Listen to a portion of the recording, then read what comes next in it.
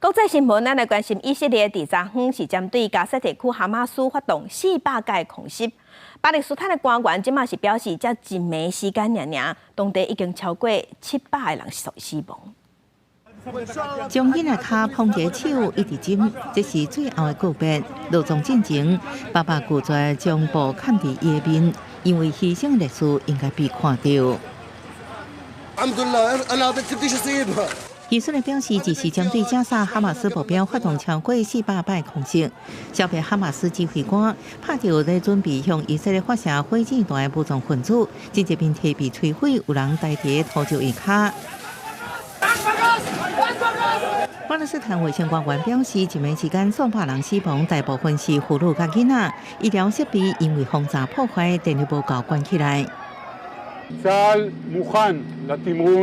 这表示，若以色列军队伫准备好战车大炮，发动有期的地面作战之下，加沙死伤会搁较惨重。以色列表示，毋是将百姓当作攻击目标，是哈马斯利用百姓做掩护。哈马斯表示，24早起搁发动一轮新的火箭弹攻势。哈马斯驻守黎巴嫩的代表讲，这是种族灭绝战争，呼吁停止轰炸加沙。阿拉伯世界伊斯兰国家甲联合国爱采取行动。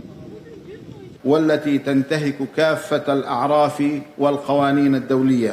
迄一天，伫黎巴嫩边界附近看到以色列战车出现，有伊人伫背后支持的黎巴嫩真主党甲以色列武力对抗局势愈来愈紧张，双方逐天拢在烧战。以色列战机最近这几天各攻击叙利亚、黎巴嫩、加约旦河西岸目标。